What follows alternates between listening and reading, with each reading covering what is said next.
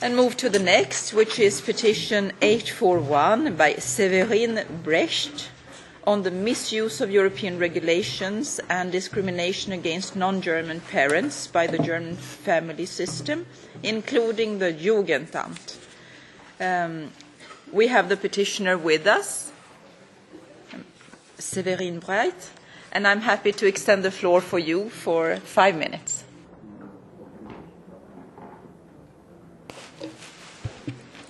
Merci. Thank you very much, Committee Chair, members of the committee. My name's Severine Breit. I'm a French national. I'm the mother of a small boy, 5-year-old, born in France. I was living in Germany when my ex-partner, who was German national, I was living in Germany with my ex-partner in the shared house that we had, and I was subject to domestic violence, and to protect myself and to protect my child, I decided to go back and live in France on the border where my parents live. I did this completely legally with the support of a German lawyer, because according to German law I enjoyed exclusive guardianship. So I repeat, the German law was on my side on this occasion. And then there were judicial and penal proceedings that were taken in Germany by my ex-companion. Now, seeing as I had sole custody, according to the Hague Convention, he could not have custody, but he got to see his child on a regular basis. But I was caught in a trap. The Jugendamt was complicit in this, the Child Welfare Office in Germany. There was a erroneous email sent by the Jugendamt saying that he had joint custody, which is not true. It was sent to the father. I was sent a summons that was not translated into my mother tongue to come to decide on the place where my child would be able to reside, Aufenthaltsbestimmungsrecht. And I asked the German authorities if it was enough for such a summons on an international basis to prepare in a calm fashion a statement of defence replying to something that wasn't put to me in my own language. So I had to go to this interim hearing.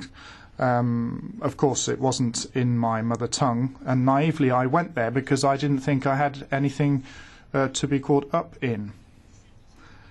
So I have no idea what actually happened in 2017. Basically, the judge went beyond his powers, and I had sole custody of my child. I moved with him legally to France, and the judge should have said that the father's request was inadmissible, or at least they could not proceed because it didn't have competence. But that's not what they did. Apart from that, they overstepped their powers.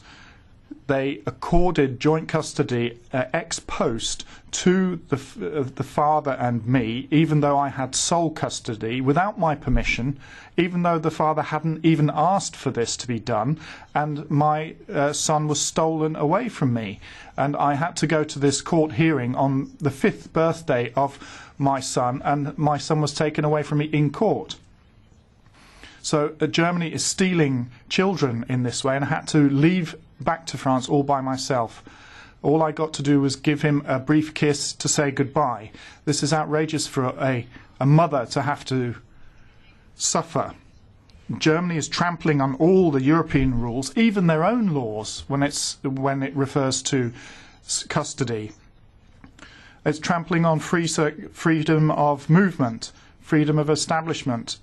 You know that my children might want to live in another European country, but this is obviously problematic. The court noted that I had sole custody when I left for France, and yet it stole away that custody in court. And I wouldn't expect to have seen this in 2017 in a country which is a founding member of the European Union. Naively turning up to this court hearing to be ambushed like this and have my child taken away from me immediately on the spot. I really am at a loss. Germany has trampled on my fundamental rights, and I've suffered twice over. It's not just having suffered domestic violence, but my son's been taken away from me as well. I've been stripped of all my rights. I have no rights to see my child. I have no right to see my child according to German law. You have to attack each of these decisions individually. So I saw that these sort of activities by the German courts were outrageous. Germany basically intends to keep all children on German territory, regardless of any European or even their own laws. We know that we would never have a fair and impartial trial in Germany. And we thought that we'd be protected by European law. Through this petition, I'd like to express that there is a case where German courts are regularly ignoring law, such as Brussels II, the Convention on Individual Rights. So on behalf of my own case, but also on all of those other Europeans who face with the same problem, and unfortunately I know there are many, many of us, we have established an association called Enfants Otages, hostage children, because there are many, many people put in this situation which is unacceptable and undignified. And I'm asking this committee to put a stop to Germany snatching and abducting children, these children who have dual nationality, and I urge you to put a stop to this criminal activity. Thank you. This is a very difficult and heartbreaking situation. Of course, it's a very, very delicate and heartbreaking for all of us present in this room at this moment. And we understand that you're passionate, and we are also compassionate with you and with your son. And it is a very difficult situation. However, we should now look into this and try to keep our mind a bit cool and still our heart warm. It's a very delicate situation, but I am happy now to invite the Commission representative Pia Lindholm to take the floor and shed some light upon this situation. Thank you, Chair. Without say, we all agree that these are tragedies to all those involved. We understand actually that the PETI committee has not yet received the Commission observations, but they are underway. But I can already here state our preliminary comments. As the petitioner referred to, the relevant EU law on parental responsibility matters is a Brussels IIa regulation, which, however, focuses on the cross-border elements of parental responsibility proceedings and not on substantive elements of custody issues.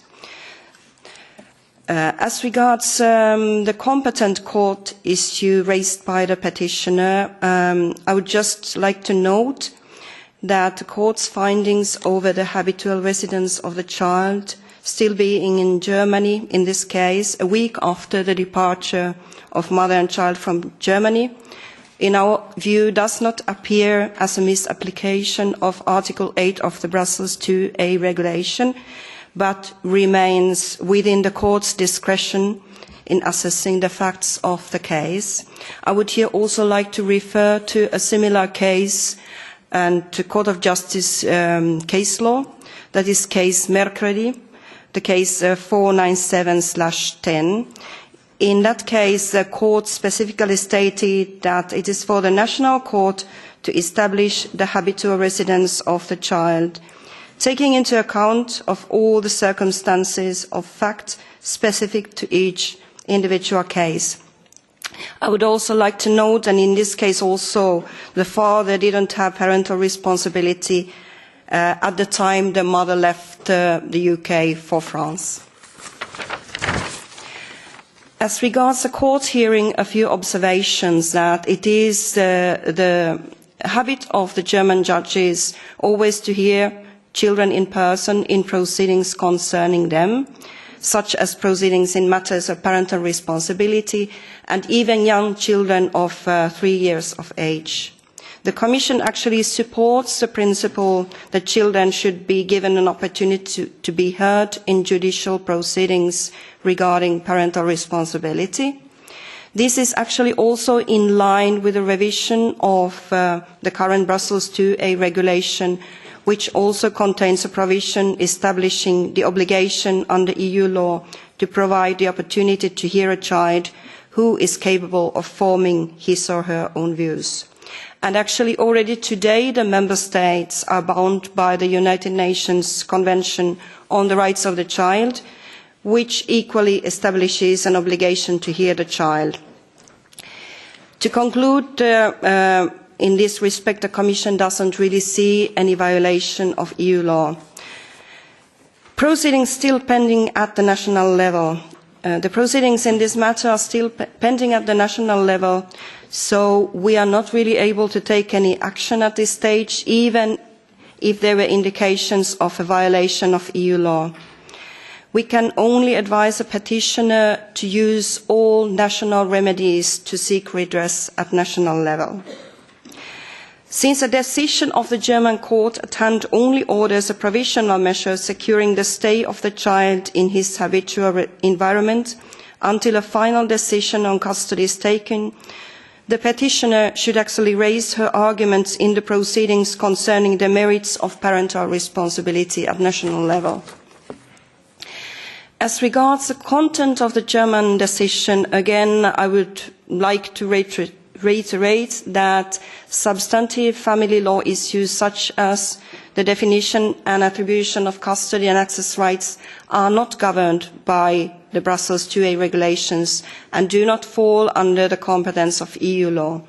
These matters are governed by national law, and the Commission is not able to monitor their application by national courts. This has already been repeated previously here in the PETI committee. So we can only stress that redress concerning such decisions need to be sought at national level.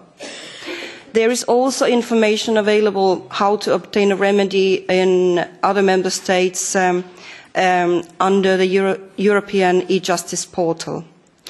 In conclusion, in the analysis of the petition, we have not identified breach of EU law. We strongly advise the petitioner to seek redress at national level. And once the domestic remedies have been exhausted and since the petitioner considers that her fundamental rights have been violated, she could consider lodging a complaint in the European Court of Human Rights. Finally, I would like to stress that the Commission continues to pursue work in the area of parental responsibility in the context of the current revision of the Brussels IIa regulation, which work the European Parliament has strongly supported.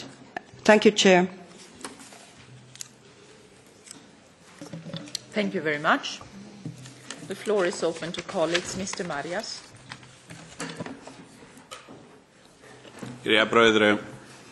Madam Chairman, the matter at hand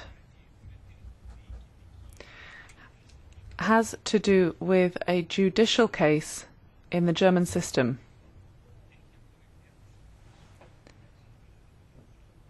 And from conversations I've had, it requires further information from non-German parents. We've had parents here who are not German citizens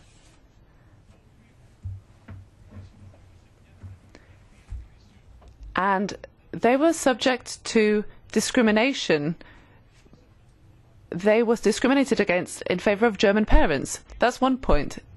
When both parents are non-German, then it was the Jugendamt that took the child. So the case in front of us is not necessarily to do with the way in which the resolution of disputes when there's a international couple.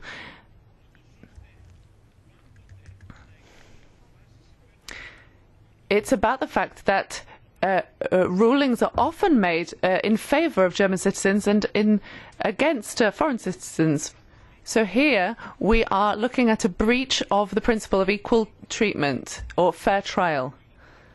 And this is grounded in the Charter of Fundamental Rights. And as such, we have another case in which whatever the fundamental elements of the case are, the fact that one parent is German has led to a judicial decision in German courts in favour of the German parent, unrelated to the subject matter of the case. I think we need to focus on that element, and we need to bring this together with other cases. We have a long history of this, and we need to take this to the Commission, and from that point of view say, have we seen here a breach of European Union law? If the Jugendamt and the courts are ruling in favour or ruling, against a European Union citizen who is not German. Because in these decisions we see that it's always in favour of the German citizens, irrespective of the individual facts of the case. I think that's the aspect that we need to focus on. I think we need to be able to talk about this very soon. This is an urgent matter because this child has been removed from his mother. And I'd like to hear the views of our German colleagues on this matter. We have spoken about this in the past, but Germany should be looking at this issue. It should be studying the proceedings undertaken by the Jugendamt and the courts, not just regarding one particular case. It should look at the general operation. The case needs to remain open, and we need to follow up on this. We need to see a decision taken based on the substance of the case and not based on discrimination. Thank you. Virginie. Merci, Madame la Présidente. Thank you very much, Madam Chairman. When we asked this petition to be put on the agenda urgently, it was because we were fully aware of the urgency of the issue and the real sufferance and absurdity of the situation. And I have to say, I'm almost ashamed to hear, not our institution, but the response of the Commission as one of the European institutions in such a tragic case. I'm sorry, there's something that's not right here. And here in the Petitions Committee, we have a responsibility to come up with a better answer to answer citizens who are in this situation. A tragic situation that we've heard about here today. We know that it is not a one-off case, unfortunately. This is something that is happening on a regular basis. And apart from the real emotions that are understandable here, there's a structural problem as well. The public body who is acting in this discriminatory fashion. That is what's at the heart of the issue. It's not a question of whether you're interpreting this or that article of Brussels 2A Convention. The question is yes or no. Is there a practice of discrimination of a public body in the European Union? And if that's the case, and that seems to be the case, this is unacceptable. And the Commission cannot hide behind the interpretation of a regulation to avoid this. So we have this question of if there's discrimination, that surely is worthy of our consideration. There's so many cases, of dramatic cases, we can't just turn a blind eye and say everything's fine. When it comes to procedure, here once again, I think questions can be raised.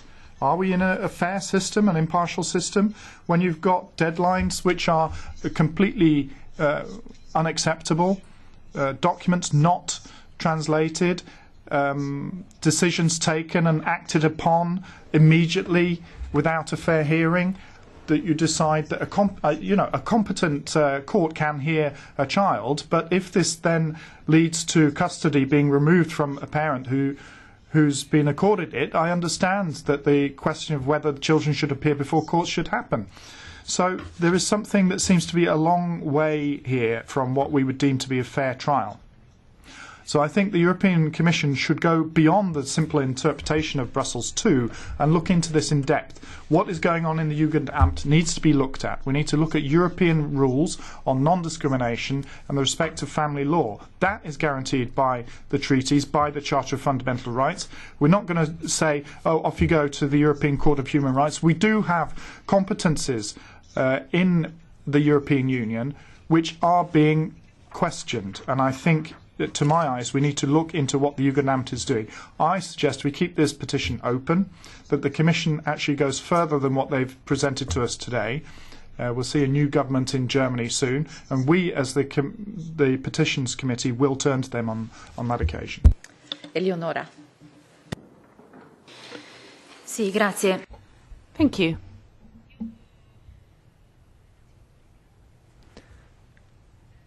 First of all, I'd like to thank the petitioner for bringing the nth case regarding the Jugendamt to our committee.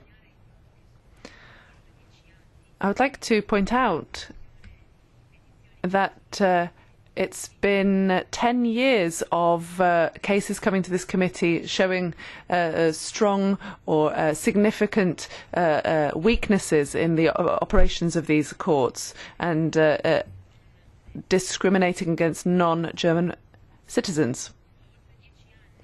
So this marks 10 years since the first petition on this subject. But we know that that doesn't represent the true scale of the problem. It's just the tip of the iceberg. Given the high number of probable cases,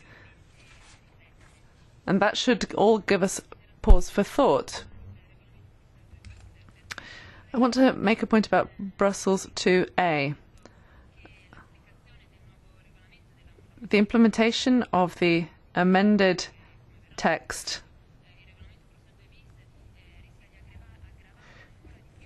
could actually worsen the practices of discrimination against non-German citizens, because if it does away with the institution of exequatur,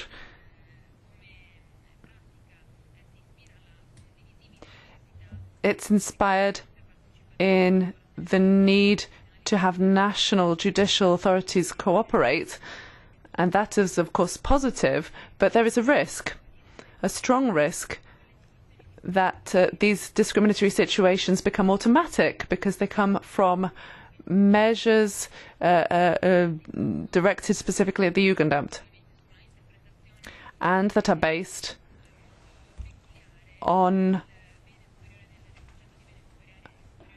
the concept of the greater good of the child. As the petitioner has said, in the letter in response to the German Ministry of the Family and the numerous requests from the working group that this petition set up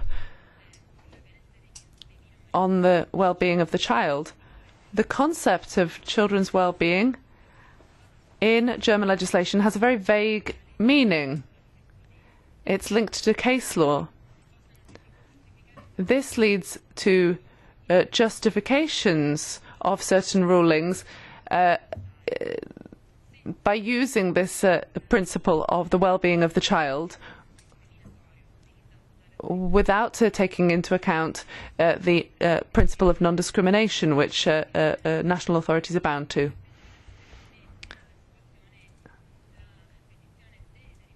I think the petition must remain open, especially given the recommendations of the working group document on children's well-being.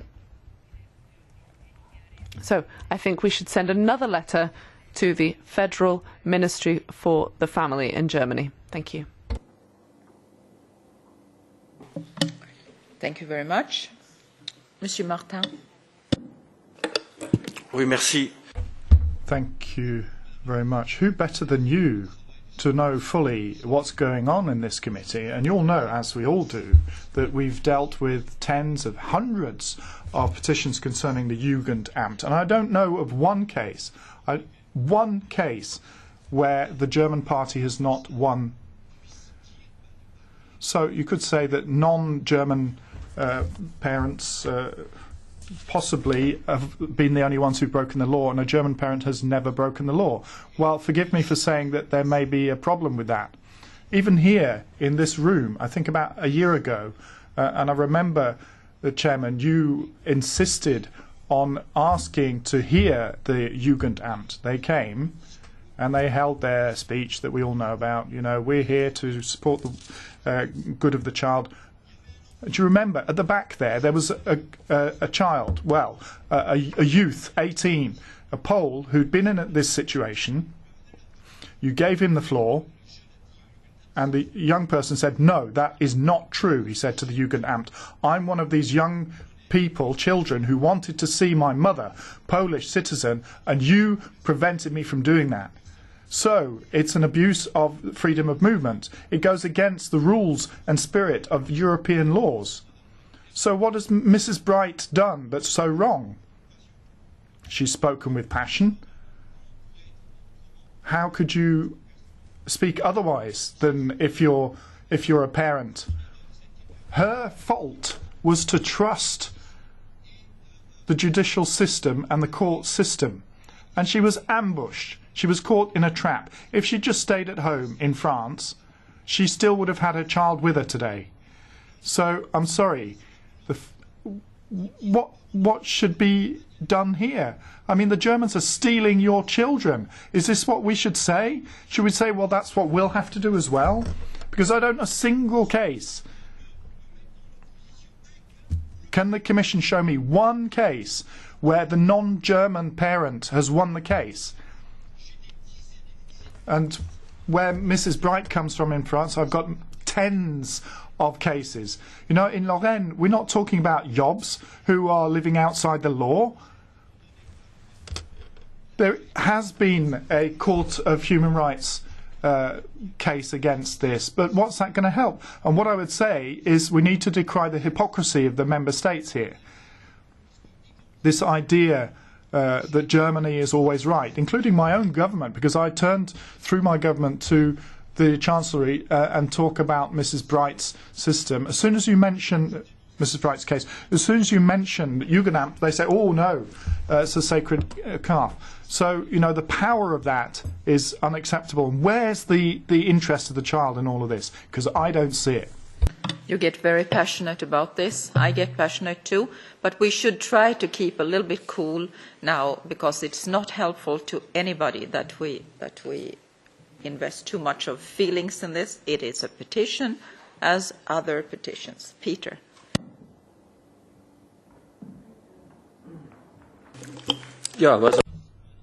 Thank you very much. What I think is lamentable is that we have been dealing with the Jugendamt for about 10 years. We've had a special working group, we've had visits, we've organised hearings. And I must say, we have a problem in the Petitions Committee with these kind of cases, because obviously they don't occur in an atmosphere of peace and friendship. These unfortunate situations when people split up. And we only hear about those cases that are linked to some kind of conflict. There are three parties involved, I think, in this case. You've got the man, the woman, the two partners, and the child.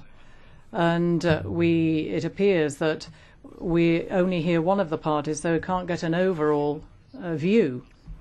This is very heartbreaking, but I think what we have to decide here in the Petitions Committee, we have to be frank and decide where we can help and where we cannot. With the Petitions Committee, we've heard the Commission, they can't help. And I don't think it's really fair vis-à-vis the petitioner to leave open a petition where we know exactly, perfectly well, that we cannot help her. The Jugendamt, tip of the iceberg. In 99% of cases, then we know the Jugendamt deals with internal domestic German cases, and then you have 1% of their cases, as we've seen in the past.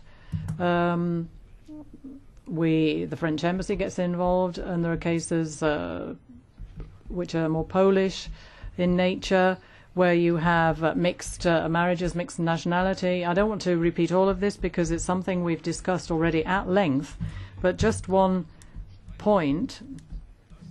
When there's a dispute, you have to ensure equal treatment. Obviously, the father doesn't have more rights, the mother doesn't have more rights than the other partner. They have the same rights in these kind of cases. And there is a Hague Convention, i.e., if there is a dispute, you can assume generally that it is in the interest of the child that the child resides where their centre life interest is, if you will, i.e. where they've grown up.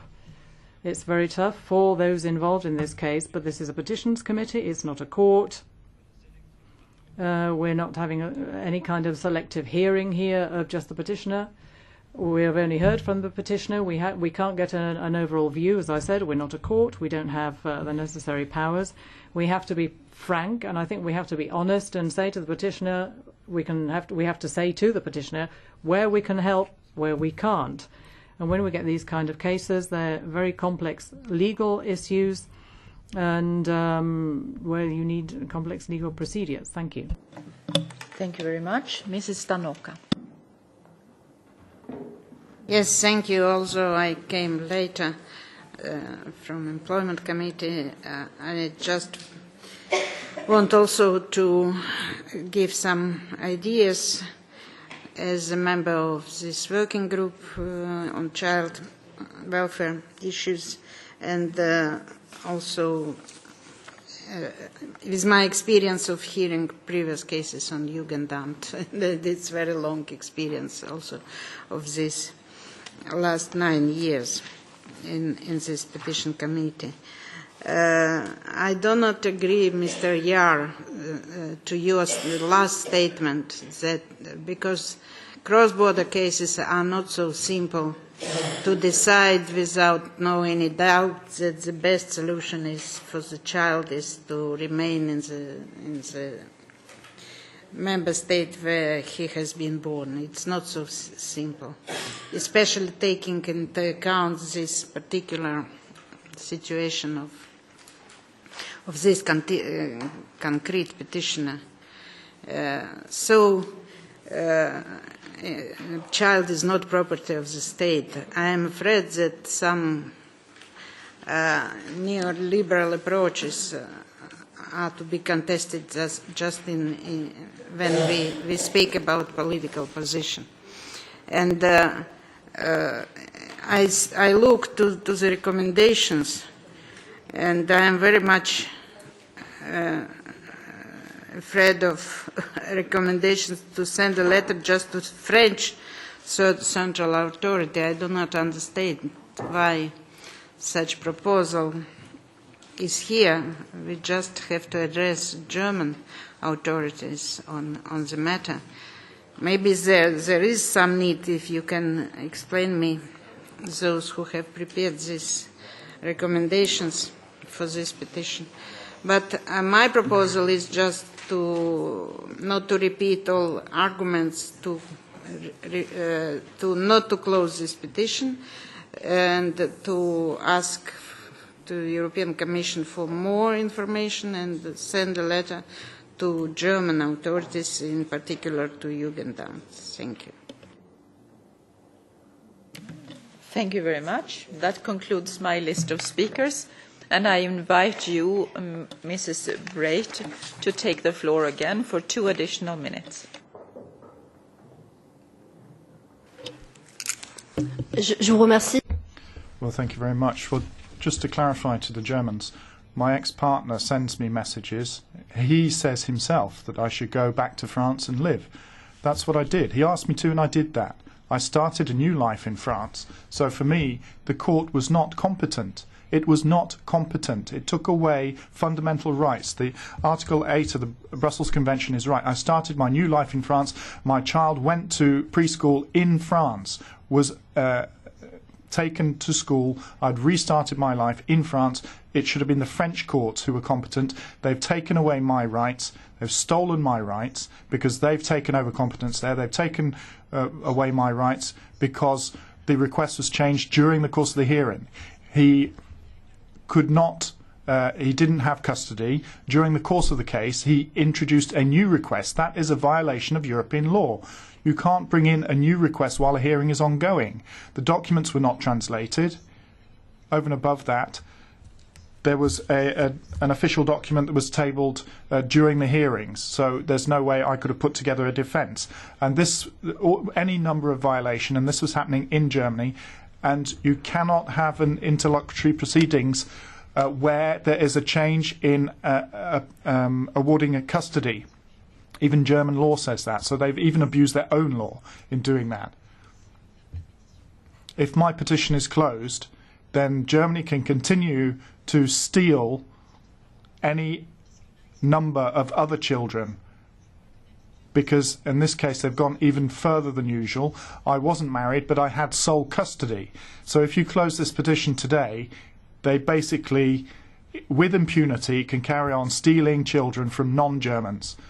And non-German parents will continue to have appeals in Germany, but they will never get their children back. I will never get my child back. Just to point out a further point, because I live on the border, and the question of me being in Germany, well, the French-German border, there are many Germans who live on the French side, in France. And as soon as Germans take their children, they live in France, but then they cross the border, they take their children to Germany, then the Jugendamt would say, no, sorry, they're now on German national territory, the French courts no longer are competent. And the other way around, it's the same. If you be in Germany or if you be in France, regardless, the children are always taken back to German territory. Thank you. Thank you very much. I think we need to conclude this. And I have heard from colleagues who want to keep it open. Okay, we keep it open. I have heard nobody that wants to close it. So we keep it open. And my proposal is that we send the petition to the EP Intergroup on Children's Rights to broaden the scope a little bit and see people also from other aspects look into this. Do you have other suggestions? You have all spoken at length, but you have not proposed anything in anything concrete. Mr. Marias. Yeah, brother. Thank you, Madam Chairman. I do agree that the matter should remain open. It should go to the group on the rights of the child. First of all, let me suggest that we send a letter to the Jugendamt, a protest letter on the administrative procedure that is open, about the fact that they discriminate to or in favour of German citizens, and we should ask the Commission to provide information about those trials in which German citizens face non-German citizens, how many times the cases were won by German citizens, and what is the administrative procedure that the Jugendamt has to follow.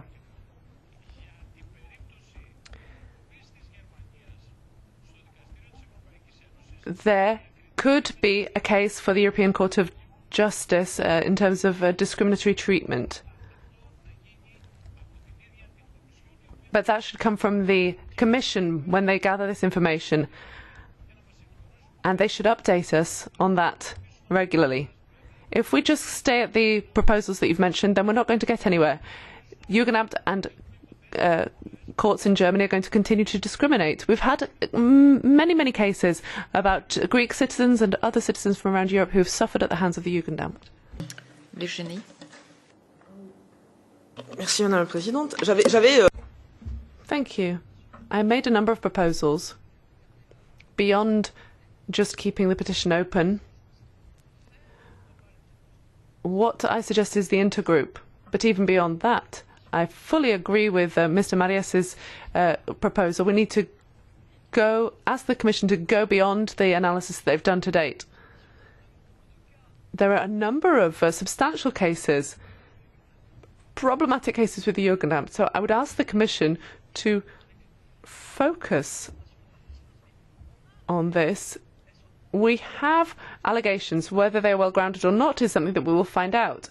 But there are enough elements that lead us to believe that there is discrimination at work, and that is serious. We need to investigate, and the Commission needs to look at what is happening on the basis of the tangible information that we have to establish whether or not there is discriminatory practice at play. And if there is, then we need to take steps. But the first step is to examine the functioning of the Jugendamt and see if we can identify discriminatory practices. That's the first thing. Then on the particular cases, I wonder if we can look at fair trial, the way in which these trials are carried out. For me,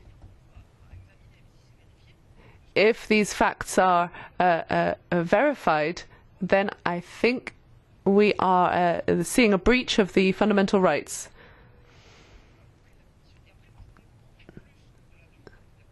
So, beyond the request of the Commission, I think that our committee should call on the new government of Germany to speak to us on this subject of the Jugendamt.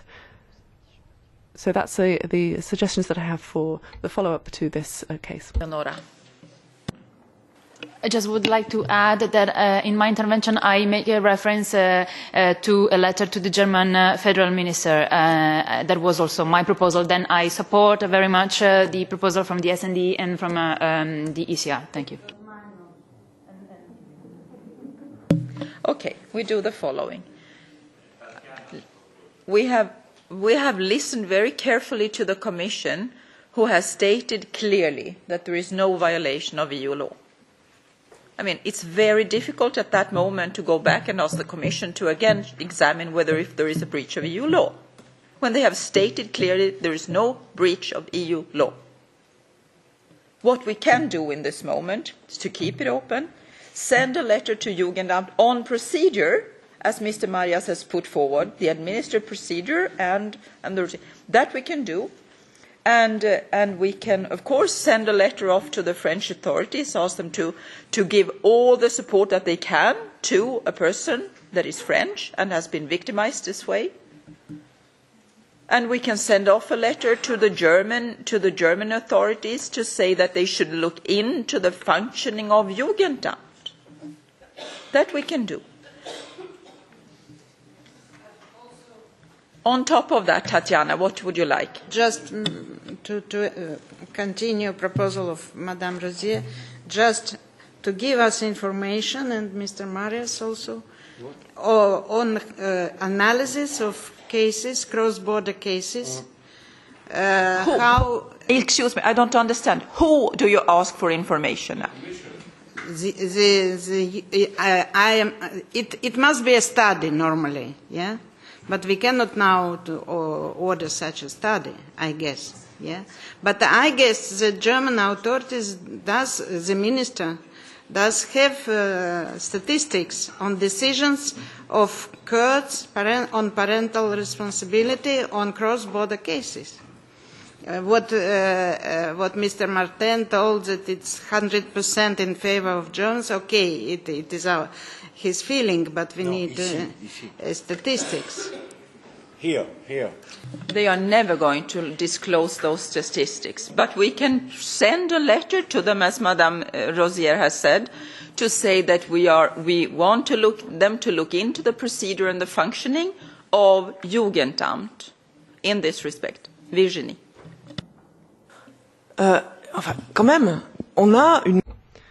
Well, we do have a sufficient number of cases to suggest that discriminatory practices are at play.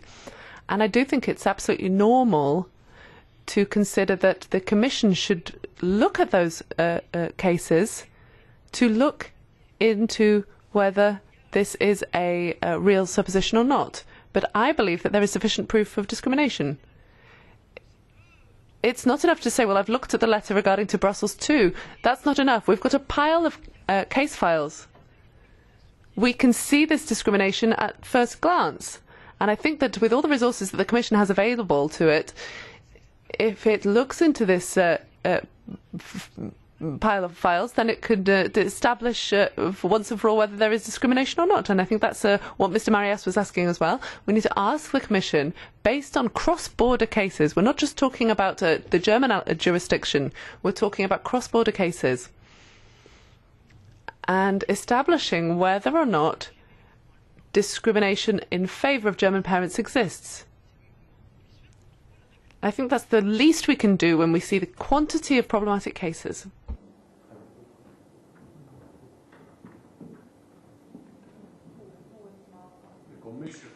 The Commission wants to come in here. Please go ahead.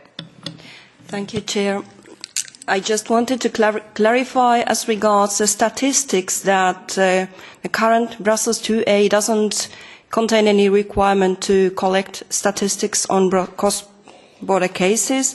However, the ongoing review does contain such a proposal in Article 79, where the Commission proposes actually the Member States to collect information on number of decisions and application of Brussels 2A regulation, and this would obviously help to look into the issue and have data on that. But currently there is not much data in that respect, and it is sometimes challenging because decisions happen at the court level, and if data is not collected as regards whether one party in the proceedings is from another member state, then such data doesn't necessarily exist. Thank you.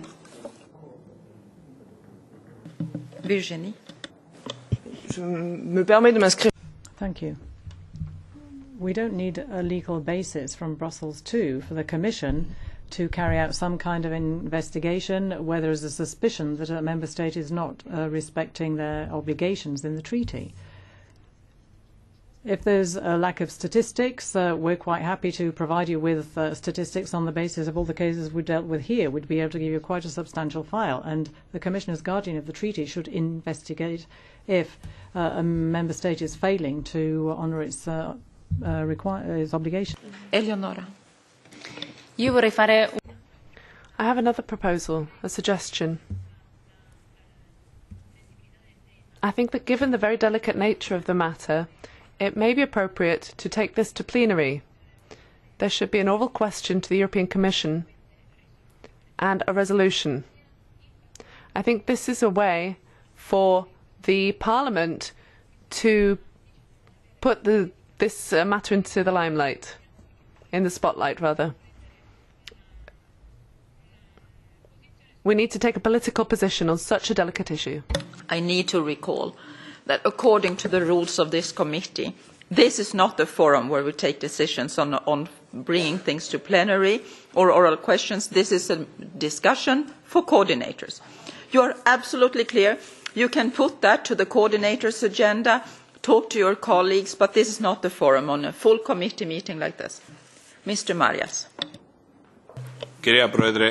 Madam Chairman, I would stick to the petition that we have. So we've heard all of the proposals, but I would add to what I said at the beginning. We have to ask the Commission once again to look at whether discrimination has been practiced. There is a prohibition in the treaty against discriminating on the basis of nationality. So that is the Treaty of the European Union. So the Jugendamt, as a judicial authority, is clearly breaching the Treaty of the European Union. There is a prohibition of discrimination on the basis of nationality. They have to have the burden to come and explain themselves to our committee. And there should be sanctions against Germany because one of their judicial authorities is breaching the treaty. We have the information, we have the proof. We don't even have to base ourselves on Brussels II. We should base ourselves on the treaty. We know what the Jugendamt does. I want to see one single case where a non-German citizen has won a case with the Jugendamt. That's my point. Okay. Listen, we need to conclude on this. I don't think it's appropriate that we spend so much time on this issue at this moment. We do the following. We keep it open. We send off a letter to Jugendamt and we send a letter to the Commission asking them to look into this. I mean, it's a request beyond ordinary requests from this committee. So we need to formulate it quite precisely. Based on the case, we ask the Commission to review this case. Do I need to state again that this is now a personal matter? This is a committee meeting and we are flashing names and we are talking about children and people that are not present in the room. I ask you just to think of that for a second. Can we conclude on that? Very good.